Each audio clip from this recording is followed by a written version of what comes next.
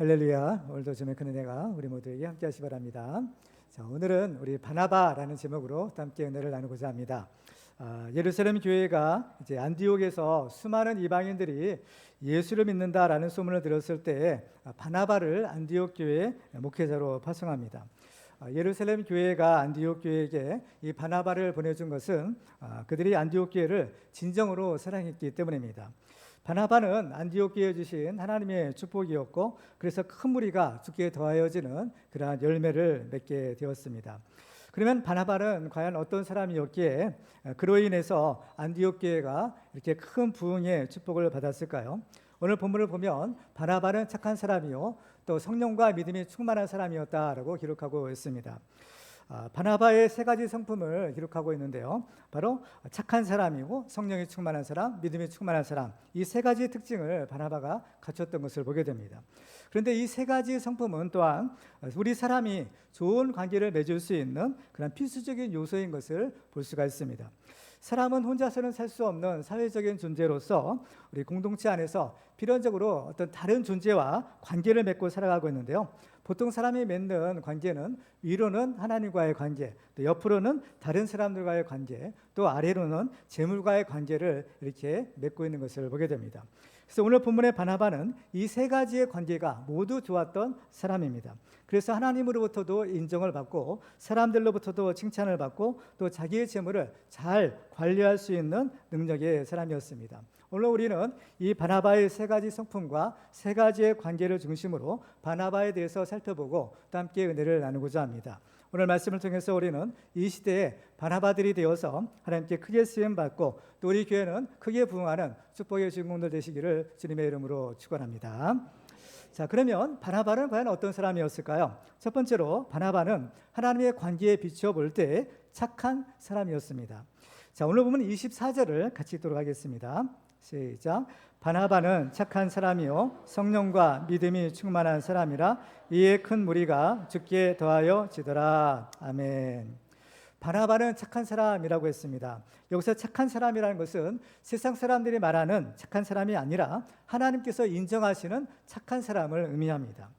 착한 사람이라는 말에서 착한이라는 말에 해당되는 헬라어 단어가 있는데 이 말이 바로 아가도스라는 단어입니다. 이 말의 뜻은 선하다라는 그런 의미를 가지고 있어요. 근데 이 단어는 주로 성경에서 하나님과 또 예수님의 성품, 특별히 이 선하신 성품을 이렇게 나타낼 때 사용되는 말입니다. 그러니까 일반적으로는 사람에게는 이 단어가 잘 사용되지 않기 때문에 우리말 번역에 바나바는 선한 사람이요 대신에 바나바는 착한 사람이요 라고 이렇게 번역을 한 것입니다. 왜냐, 이 선하다는 말은 주로 하나님에 대한 그 속성을 가리킬 때 사용되는 표현이거든요. 따라서 이 바나바가 착한 사람, 즉 선한 사람이라는 의미는 바나바가 그 선하신 하나님의 성품을 닮은 사람이요 또 예수님을 닮은 사람이었다라는 것을 의미하는 것입니다. 하나님의 형상대로 지음을 받은 우리들이 신앙생활할 때 궁극적인 목표가 있는데 그것은 바로 하나님을 본받고 예수님을 닮아가는 것입니다. 잃어버린 하나님의 형상을 다시 회복하는 것, 이것이 이제 구원이라고 볼 수 있거든요. 그래서 에베소 5장 1절에 보시면 그러므로 사랑을 받는 자녀같이 너희는 하나님을 본받는 자가 되고 그리스도께서 너희를 사랑하신 것 같이 너희도 사랑 가운데서 행하라 라고 하십니다. 또 사도 바울은 로마서 8장에서 이렇게 말씀하죠.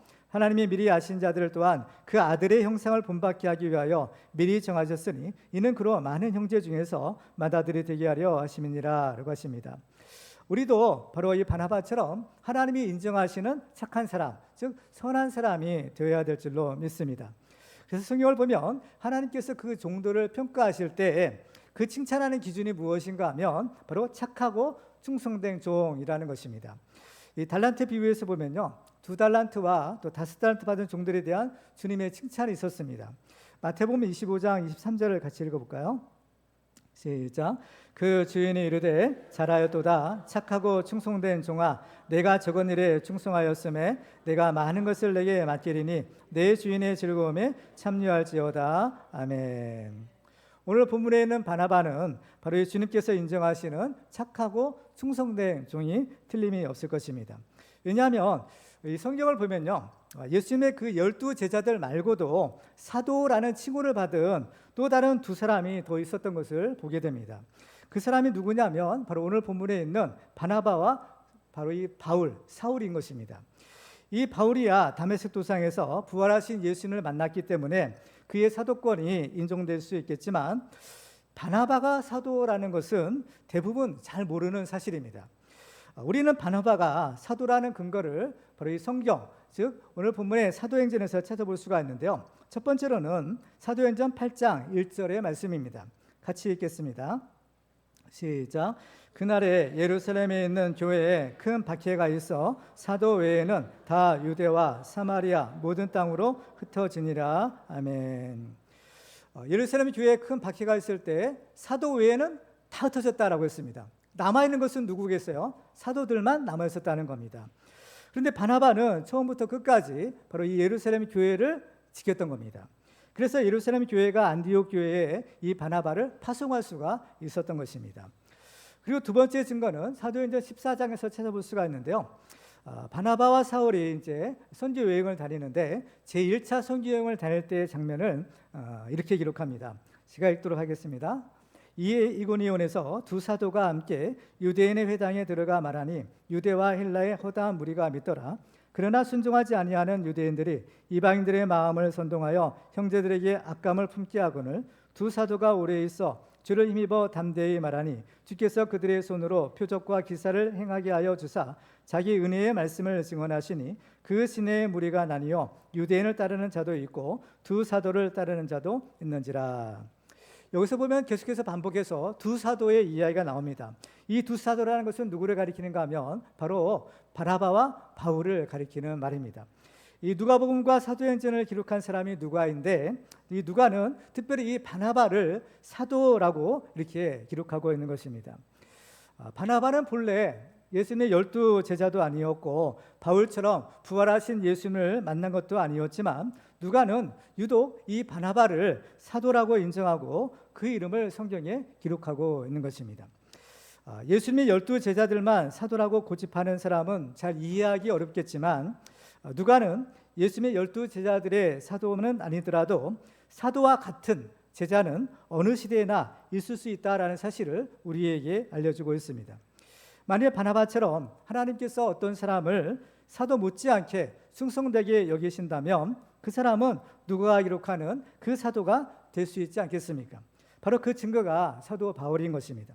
사도 바울도 비록 예수님의 12 제자들의 수에는 들지 못했지만 누구보다도 충성된 예수님의 제자가 되어서 명실공히 주님의 사도가 되었던 것입니다. 따라서 바나바도 비록 그 예수님의 12 제자의 수에는 들지 못하고 그 눈으로 바울처럼 예수님을 직접 보지는 못했지만 하나님이 인정하시는 사도의 반열에 오르게 된 것입니다. 이것이 의미하는 것은 지금도 바나바처럼 하나님이 인정하시는 사도들이 있을 수 있다라는 것입니다. 그러면 누가 이 바나바처럼 바로 사도가 되는 축복의 주인공이 될 수 있을까요? 오늘 보면 24절을 다시 한번 읽도록 하겠습니다. 시작. 바나바는 착한 사람이요 성령과 믿음이 충만한 사람이라 이에 큰 무리가 주께 더하여 지더라. 아멘. 여러분은 어떻습니까? 하나님께서 보실 때 여러분은 착한 사람입니까? 여러분은 선한 사람입니까? 여러분은 예수님의 형상을 닮아가고 있습니까? 아멘. 그렇습니다. 바로 이런 사람이 하나님이 인정하시는 사도와 같은 축복의 주인공이 될 수가 있는 것입니다. 우리도 이 바나바처럼 착하고 충성된 종이 되어서 하나님이 사도처럼 인정하시는 그런 축복의 주인공들 되시기를 주님의 이름으로 축원합니다. 두 번째로 바나바는 다른 사람과의 관계에 비추어 볼 때 성령이 충만한 사람이었습니다.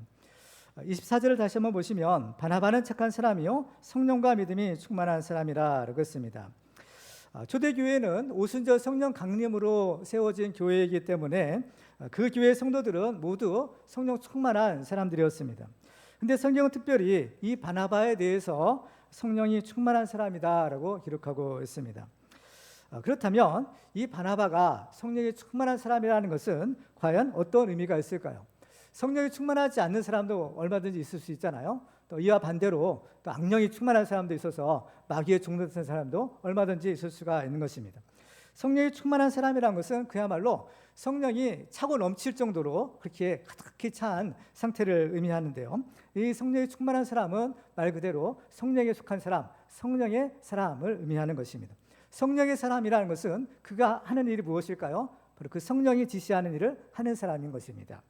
그래서 예수님은 이 성령님을 가리켜서 보혜사 성령이라고 이렇게 부르시는 것을 보게 되는데요. 이 보혜사라는 말의 의미는 헬라어로 파라클레토스라는 단어를 사용합니다. 이 말의 뜻은 무엇인가 하면 도움을 주는 가까이 있는 사람이라는 뜻이죠. 그래서 그 헬라 세계에서는 변호사나 또는 어떤 법률 자문가를 가리킬 때 바로 이 단어를 사용했습니다. 그래서 이 성경에서 이 단어가 쓰일 때는 바로 이 보혜사라고 번역이 되는데요. 이 말의 뜻은 뭐냐면은 위로자, 돕는 자, 또 중보자 뭐 이런 뜻으로 성경에서 이 단어가 사용되는 것을 볼 수가 있어요. 그렇기 때문에 이 성령의 역사 가운데 많은 역사들이 있지만 특별히 이 보혜사라는 말이 있을 때는 성령의 위로함 이런 것을 강조할 때 이 단어가 사용되는 거 있는 것을 보게 됩니다. 그래서 앞부분 사도행전 9장 31절도 보시면요. 그리하여 온 유대와 갈릴리와 사마리아 교회가 평안하여 든든히 서가고 주를 경외함과 성령의 위로로 진행하여 수가 더 많아지니라 했습니다. 교회가 부흥할 때 바로 이 성령의 위로가 있었다라고 성경을 기록하고 있어요. 이 성령의 위로가 진행할 때 있을 때 바로 이제 교회가 부흥하는 역사들이 있었는데 바로 이 바나바가 성령에 충만한 사람이었을 때 바로 그로 인하여 더 큰 무리가 죽게 더해지는 이 놀라운 부흥 역사가 일어났던 것입니다. 특별히 성령이 충만했던 바나바에 대해서 사도행전 4장 36절에 보면 그에 대해서 이렇게 기록합니다. 같이 읽겠습니다. 시작. 그브로에서 난 레위족 사람이 있으니 이름은 요셉이라 사도들이 일컬어 바나바라 번역하면 위로의 아들이라 하니. 이 바나바의 본래 이름은 요한이라는 이름을 가졌습니다. 그런데 사도들이 이 요한을 뭐라고 부르는가 하면 위로의 아들이라는 뜻을 가진 바나바라고 부르기 시작한 것입니다. 그러니까 본래는 요한이라는 이름이 있었는데 바나바는 사실 별명과도 같은 그러한 이름입니다. 사도들이 바나바의 이름을 위로의 아들이라고 한 것은 왜 그랬느냐면 바나바가 바로 위로하시는 그 보혜사 성령의 충만함을 받았기 때문인 겁니다. 그래서 성령이 충만한지라 그 성령이 충만한 바로 그 보혜사 성령의 위로하시는 그 성령의 충만한 사람이었기에 그렇죠? 이 바울은 이 바나바는 그 위로하는 그 일을 했고 그래서 이 바나바의 별명이 바로 그 위로의 아들이라는 칭호를 얻게 된 것입니다. 바나바는 그 이름처럼 다른 사람들에게 이 성령의 위로를 주는 사람이었습니다. 그래서 바나바는 이 안디옥 교회에서 목회를 통해 그 성도들을 위로해주고 또 특별히 바로 오늘 본문에 있는 이 사울이죠. 바울에게 큰 위로자가 되었던 것을 볼 수가 있습니다. 바울은 다메섹 도상에서 이제 부활하신 예수님을 만난 이후에 이제 회심하고 하나님의 복음을 전하는 일에 헌신하게 됩니다. 그렇지만 처음에는 아무도 바로 이 사울이 회심한 사실을 믿지 않았습니다. 왜냐하면 바울은 바로 이 교회를 박해한 일에 아주 앞장을 섰던 사람이었기 때문이죠. 따라서 바울이 아무리 열심히 복음을 전하고 또 나는 이제 예수를 믿는다라고 주장을 한다 하더라도 사람들은 믿어주지 않았던 것입니다. 그런데 바로 이때에 바울이 진짜 회심하고 진짜 예수를 믿는 그리스도인이 되었다라고 그것을 바울을 보증해 준 사람이 있었는데 바로 그 사람이 바로 오늘 본문의 바나바였던 겁니다. 앞부분 사도행전 9장 26절과 27절을 보시면요. 그 장면을 이렇게 기록합니다. 사울이 예루살렘에 가서 제자들을 사귀고자 하나 다 두려워하여 그가 제자됨을 믿지 아니하니 바나바가 데리고 사도들에게 가서 그가 길에서 어떻게 주를 보았는지와 주께서 그에게 말씀하신 일과 다메섹에서 그가 어떻게 예수의 이름으로 담대히 말하였는지를 전하니라. 바로 아무도 믿지 않았던 이 사울을 바나바가 데려간 겁니다. 사도들에게 데려가서 바로 이 사울이 어떻게 이 다메섹에서 예수를 만났는지 또 어떻게 이 열심히 복음을 전하는지를 이제 이 바나바가 보증을 해주는 거예요, 사실은. 그렇죠? 그 결과가 어떻게 됐느냐? 이어지는 29절에 보면, 28절에 보면 사울이 제자들과 함께 있어 예루살렘에 출입하였다라는 겁니다. 바로 아무도 상대해 주려고 하지 않은 그 사울이 이제 제자들과 함께 있어서 이제 자유롭게 예루살렘을 출입하는 그러한 모습이 되었던 겁니다. 그러면 왜 이 사울의 말을 믿지 않던 예루살렘 교회의 성도들이 바나바의 말을 믿고 그 사울을 받아주었을까? 그것은 이 바나바의 평소의 삶이 바로 믿을 수 있었기 때문이었다라는 것입니다. 그래서 이 바나바가 바울을 보증할 때 바나바를 믿고 그 사울을 초대교회 일원으로 받아들인 것입니다. 다른 사람은 몰라도 적어도 바나바가 한 말은 믿을 수 있다. 바나바가 보증한 사람은 우리도 믿을 수 있다라고 여겼기 때문입니다. 그리고 이제 바울은 이후에도 자기를 죽이려는 그 유대인들을 피해서 자기의 고향인 다소로 이제 피난을 가게 됩니다.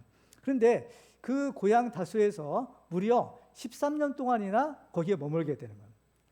분명히 하나님의 지시로 이제 고향 땅으로 내려가지만 거기에서 13년 동안이나 아무 일도 하지 않고 그냥 머물러 있어야 되는 것이 이 바울의 모습이었던 겁니다. 그야말로 말이 13년이지 그 오랜 세월을 아무 일도 하지 않고 있다라는 것은 얼마나 답답하고 또 어려웠겠어요. 물론 그동안에 끊임없이 자신을 연단하고 또 하나님께서 자기를 불러주시기만을 간절히 기도했을 것입니다. 바로 이러한 연단 끝에 드디어 바로 이 다소에 있는 이 바울을 찾아온 사람이 누구냐? 바로 오늘 본문의 바나바였던 겁니다. 이 바나바는 이 다소에까지 바울을 찾아가서 그를 어때요? 자기 동역자로 이제 데리고 오는 거죠. 그래서 이 안디옥에서 그와 함께 1년 동안 목회를 같이 했던 것을 볼 수가 있어요. 만약에 이 바울의 일생에 있어서 바나바가 없었더라면 그 위대한 사도 바울은 결코 될 수가 없었을 것이다 라고 생각이 됩니다. 그렇기 때문에 교회에 있어서나 바울에게 있어서나 바로 이 바나바는 하나님의 위로와 축복을 주는 하나님의 사람이었던 것입니다. 따라서 이러한 바나바 때문에 안디옥 교회에 큰 무리가 더해졌다라는 것은 결코 이상한 일이 아닌 것입니다. 지금도 사람들은 바로 위로받기를 원하고 있습니다. 바로 누군가 우리의 위로가 필요한 사람들이 우리 주변에 있을 수 있는 것입니다.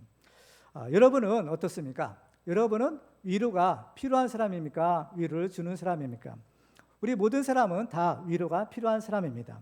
성령의 위로하심이 저와 여러분에게 함께 하시길 바랍니다. 하나님의 위로하심이 바로 여러분들을 도와주시기를 바랍니다. 그래서 그 위로를 받으신 여러분은 이제 위로가 필요한 또 다른 사람들에게 바로 이 바나바처럼 위로자가 되시기 바랍니다. 그래서 우리들은 이 바나바처럼 사람을 살리고 우리 가정을 살리고 교회를 살리는 축복의 주인공들 다 되시기를 주님의 이름으로 축원합니다. 마지막으로 이 바나바는 재물과의 관계에 비춰볼 때 믿음이 충만한 사람이었습니다. 24절 다시 한번 보시면 바나바는 착한 사람이요 성령과 믿음이 충만한 사람이라고 했습니다. 이 재물과 믿음이 과연 무슨 관계가 있을까? 우리가 얼핏 생각하면 믿음과 하나님을 섬기는 믿음과 우리가 사용하는 재물은 전혀 동떨어진 것 같은데 이 믿음과 재물은 서로 정말 뗄래야 뗄 수 없는 밀접한 관계를 가지고 있는 것이 영적인 원리입니다.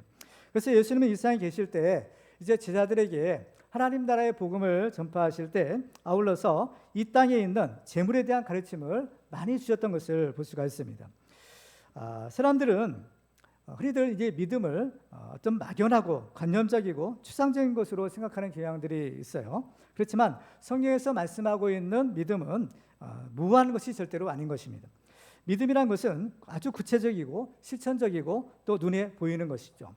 왜냐하면 믿음은 반드시 행함으로 나타나야 하기 때문인 겁니다. 그렇기 때문에 믿음은요 사실 눈에 보일 수 있는 겁니다.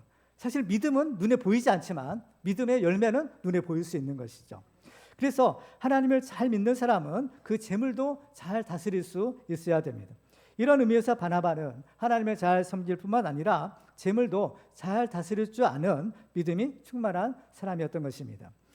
바나바는 특별히 사도들과 함께 예루살렘 교회의 핵심 멤버 중에 하나였는데 그 예루살렘 교회의 성도들의 재물관에 대해서 성경은 이렇게 기록합니다. 사도행전 4장 32절을 같이 읽도록 하겠습니다. 시작. 믿는 무리가 한 마음과 한 뜻이 되어 모든 물건을 서로 통용하고 자기 재물을 조금이라도 자기 것이라 하는 이가 하나도 없더라. 아멘. 자기 재물인데 아무도 자기 재물을 조금도 자기 것이라는 이가 하나도 없었다라고 말합니다. 그렇다면 그 재물은 누구 것으로 여겼다는 것인가요? 하나님의 것으로 여겼다는 거죠. 그러면 그들은 하나님을 과연 어떤 분으로 알고 믿고 있었을까요? 초대교회 성도들이 기도하는 모습을 보면 그들이 하나님에 대한 어떠한 신앙을 가지고 있는가라는 것을 알 수 있어요. 사도행전 4장 24절에 보시면 그들이 듣고 한 마음으로 하나님께 소리를 높여 이르되 대주제여 천지와 바다와 그 가운데 만물을 지으신 이시오라고 합니다. 우리가 대주제이신 하나님의 의미에 대해서는 예전에 살펴본 적이 있습니다. 대주제라고 번역된 말의 헬라어 원어가 데스포테스라는 단어인데 이 말의 뜻은 소유자 또는 절대 통치자라는 의미였습니다. 이것은 하나님께서는 온 세상 만물을 지으신 창조주이시기 때문에 온 세상 만물은 다 하나님의 것이고 하나님은 지금도 살아계셔서 이 세상을 다스리시는 만왕의 왕이시다라는 의미인 것입니다.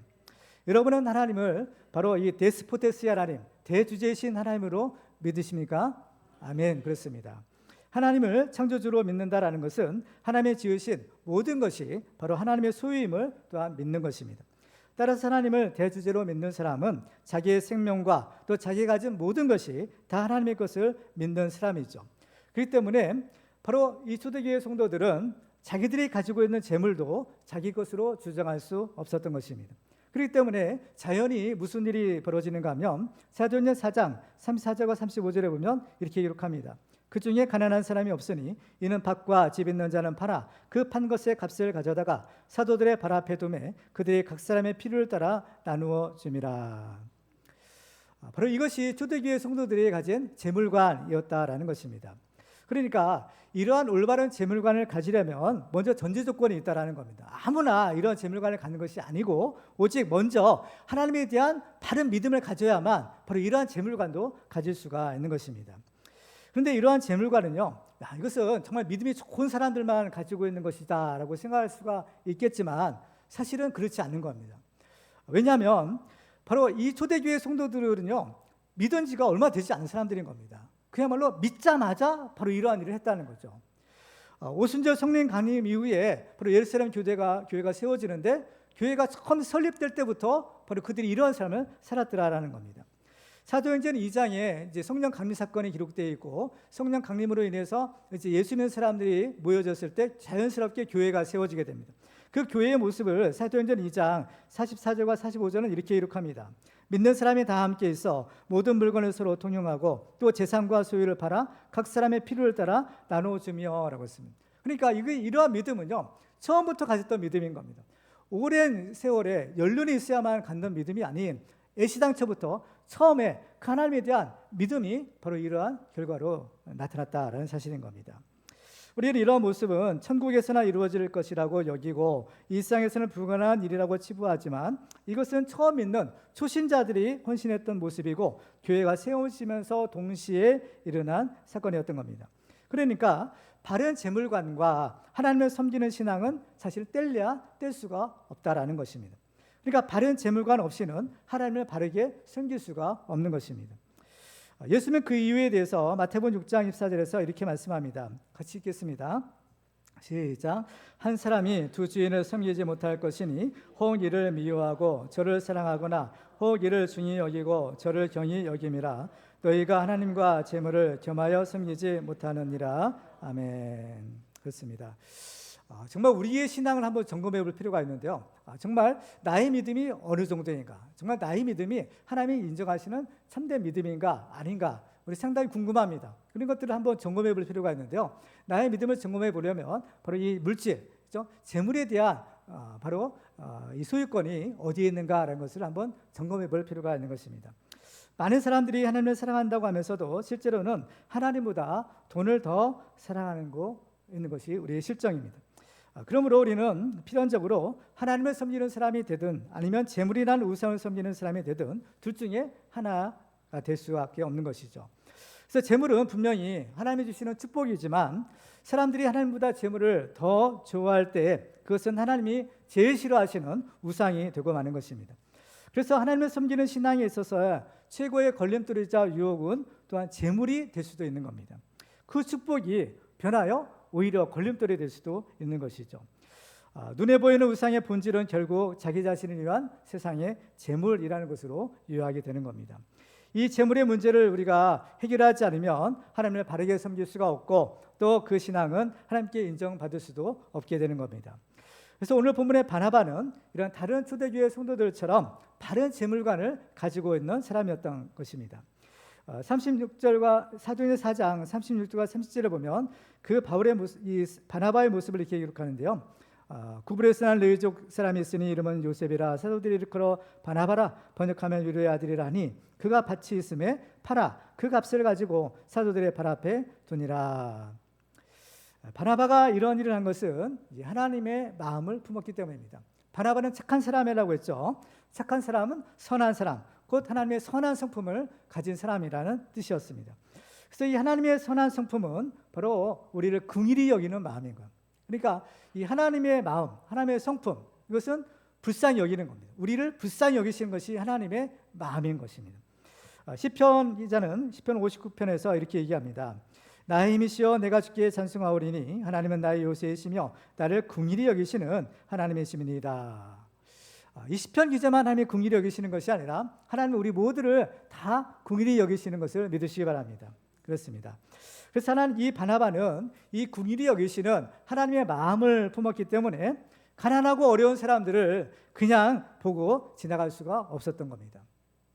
그 불쌍한 사람들, 그런 사람들을 볼 때 어떻게 그냥 지나가겠어요? 더군다나 이 바나바는 하나님의 마음을 품었기 때문인 것입니다. 그래서 요한일서 3장 10절을 보면 누가 일생의 재물을 가지고 형제의 궁핍함을 보고도 도와줄 마음을 닫으면 하나님의 사랑이 어찌 그 속에 거하겠느냐. 자녀들아 우리가 말과 이로만 사랑하지 말고 행함과 진실함으로 하자라고 합니다. 그러니까 정말 그 하나님의 마음으로 그 사람들을 바라볼 때 그냥 견딜 수가 없었던 거예요. 어떻게 하면 저 사람들을 도와줄 수 있을까 생각해 보니까 이 바나바에게는 밭이 있었다라는 겁니다. 그래서 그 밭이라도 팔아서 그 돈을 사도들에게 갖다 주고 교회로 하여금 그 사람들을 돕도록 하는 일에 앞장을 선 것이 바로 이 바나바인 겁니다. 오늘 본문에도 보면 이 바나바가 가는 곳에는 다 이러한 역사들이 또 일어나는 거예요. 예루살렘 교회가 흉년으로 어려움을 겪을 때 바나바가 목회하던 이 안디옥 교회가 기꺼이 예루살렘 교회를 돕는 일에 앞장을 서는 겁니다. 오늘 본문 27절 이하에 보면 그 장면을 이렇게 기록해요.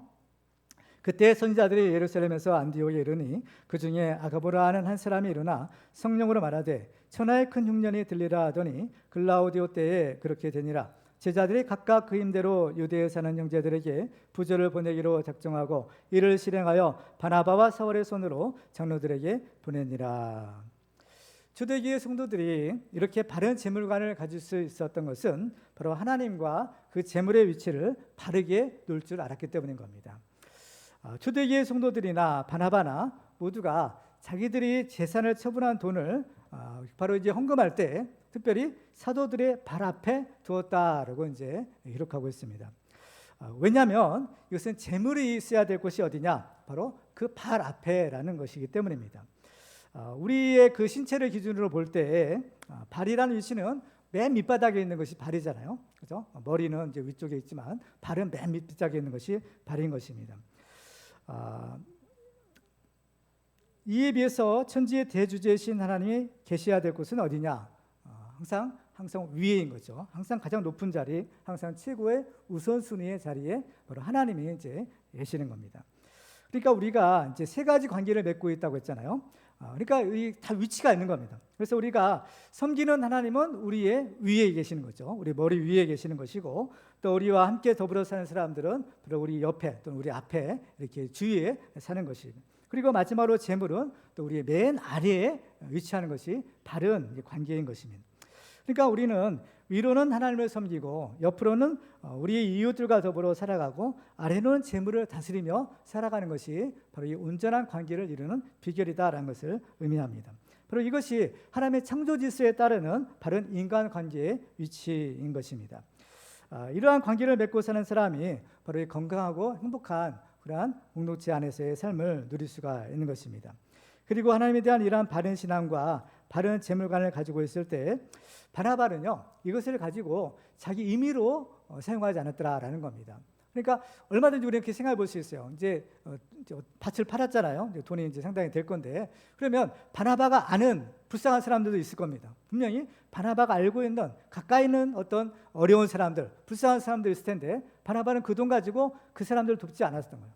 그 돈을 가지고 바로 사도들의 발 앞에 두었다라는 겁니다. 왜 그랬을까? 왜 돈이 생겼으면 얼마든지 자기가 아는 사람들 도와줄 수 있지 않았을까라고 생각이 드는데 그런데 그 이유가 있는 겁니다. 이것은 바로 내 것이 아니라 하나님의 것이다. 이것은 이미 이것을 팔 때 바로 하나님께 드리기로 작정했기 때문에 이것은 온전히 하나님께만 드려야 된다라고 생각해서 임의로 돕지 않고 이것을 바로 사도들에게 드렸던 겁니다. 그것은 보면 교회에 헌금을 한 거예요. 그래서 사도들로 하여금 바로 이 교회 전체적으로 어려운 사람들을 돕도록 바로 이 바나바가 헌신을 했던 것을 볼 수가 있는 것입니다. 이것이 바로 바나바의 믿음이었던 겁니다. 바나바는 믿음이 충만한 사람이라고 했죠. 보면 이 믿음이란 것이 과연 뭐냐, 그렇죠? 이 믿음이란 것이 뭐냐라는 것을 야고보서 2장에는 이렇게 기록합니다. 내 형제들아, 만일 사람이 믿음이 있노라 하고 행함이 없으면 무슨 유익이 있으리요? 그 믿음이 능히 자기를 구원하겠느냐? 만일 형제나 자매가 헐벗고 일용할 양식이 없는데 너희 중에 누구든지 그에게 이르되 평안히 가라, 덥게 하라, 배부르게 하라 하며 그 몸에 쓸 것을 주지 않으면 무슨 유익이 있으리요? 이같이 행함이 없는 믿음은 그 자체가 죽은 것이라 라고 했습니다. 그러니까 이 바나바의 믿음은 죽은 믿음이 아니라 살아있는 믿음이요, 또 죽은 자를 살리는 그러한 생명의 믿음이었구나라는 사실을 알 수 있는 것입니다. 많은 사람들이 자기 나름대로는 열심히 하나님을 섬긴다 하지만 사실 하나님과 아무 상관이 없는 사람들이 또한 너무나 많다라는 것을 주님은 경고합니다. 그래서 마태복음 7장 21절에 보면 나더러 주여 주여 하는 자마다 다 천국에 들어갈 것이 아니요 다만 하늘에 계신 내 아버지의 뜻대로 행하는 자라야 들어가리라. 그날에 많은 사람이 나더러 이르되 주여 주여 우리가 주의 이름으로 선지자 노릇하며 주의 이름으로 귀신을 쫓아내며 주의 이름으로 많은 권능을 행하지 아니하였나이까 하리니 그때 내가 그들에게 밝히 말하되 내가 너희를 도무지 알지 못하니 불법을 행하는 자들아 내게서 떠나가라 하리라 라고 말씀합니다. 선지자 노릇하고 또 주의 이름으로 귀신을 쫓아내고 권능을 행하는 거 정말 얼마나 귀한 일이 아닐 수가 없습니다. 그렇죠? 만약에 여러분들이 이러한 일을 한다면 정말 대단한 일이 아닐 수가 없을 거죠. 그렇지만은 어때요? 예수님은 내가 너희를 도무지 알지 못한다라고 하시는 겁니다. 주님과 상관이 없다라는 것이죠. 얼마나 많은 사람들이 돈 때문에 양심을 속이고 하나님의 영광을 가리는지 정말 이루 말할 수가 없는 것입니다. 그래서 야고보서 1장 20절에 보면 너희는 말씀을 행하는 자가 되고 듣기만 하여 자신을 속이는 자가 되지 말라라고 합니다. 흔히들 우리는 믿음이 있다라고 생각하지만 정작 우리의 삶이 과연 그 믿음대로 그 말씀대로 살고 있느냐, 이런 말씀의 행함의 열매들이 사실은 없을 수가 있는 겁니다. 그렇지만 나는 믿는다라고 생각하지만 사실은 그것은 자기를 속이는 것이 될 수 있다라고 경고를 하시는 겁니다.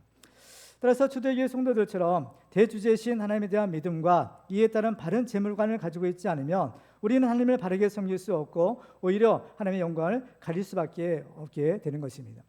이 때문에 이 재물이라는 것은요, 돈이라는 것은 항상 양면성을 가지고 있는 겁니다. 그래서 이것을 잘 쓰면 약이에요. 그렇지만 잘못 쓰면 이게 독이 될 수 있는 겁니다. 이것을 잘만 쓰면 사람을 살리는 생명의 도구요, 하나님의 일을 하는 그러한 하나님의 영광의 도구로 쓰임받을 수 있는 겁니다.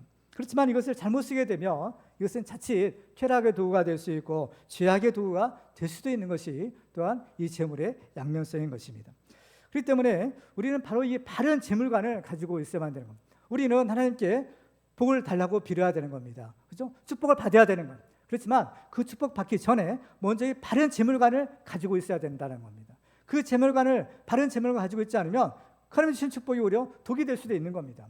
그렇기 때문에 우리는 먼저, 그렇죠? 바른 재물관을 갖도록 우리가 해야 되는 거예요. 그러면 우리가 바른 재물관을 가지려면 어떻게 해야 될까? 그것은 우리가 하나님의 청지기로서 하나님이 주신 재물을 다스릴 줄 알아야 되는 겁니다. 재물은 결코 섬김의 대상이 아니라, 재물은 결코 우리가 추구해야 될 대상이 아니라 재물은 다스려야 될 존재인 겁니다. 재물은 도구일 뿐인 거죠. 수단일 뿐인 겁니다. 그렇기 때문에 우리는 하나님이 주신 재물을 다스릴 줄 알아야 되는 겁니다. 바로 그것이 청지기인 것입니다. 마태복음 24장 45절과 17절을 보면 이렇게 기록합니다. 우리 한번 같이 읽어볼까요? 시작. 충성되고 지혜 있는 종이 되어 주인에게 그 집 사람들을 맡아 때를 따라 양식을 나눠줄 자가 누구냐? 주인이 올 때에 그 종이 이렇게 하는 것을 보면 그 종이 복이 있으리로다. 내가 진실로 너에게 이르노니 주인이 그의 모든 소유를 그에게 맡기리라. 아멘. 우리도 바로 이 바나바처럼 하나님 일에 충성되고 지혜로운 청지기가 되어 하나님의 주신 재물을 잘 다스려 하나님의 선한 일에 쓰임받는 축복의 주인공들 다 되시기를 주님의 이름으로 축원합니다. 이제 말씀을 맺겠습니다. 오늘 우리는 이 바나바의 성품과 그가 맺은 관계들을 살펴보았습니다. 오늘 말씀을 통해서 정말 우리도 착하고 성령과 믿음이 충만하여서 이 시대의 바나바가 되어 하나님 앞에 사도로서 인정받고 하나님 앞에 귀하게 쓰임받는 그런 축복의 주인공들 다 되시기를 주님의 이름으로 축원합니다. 자, 오늘 말씀 우리가 기억하면서 우리 결단하며 우리 통성으로 우리 간절하게 주여 한번 부르시고 기도하겠습니다. 주여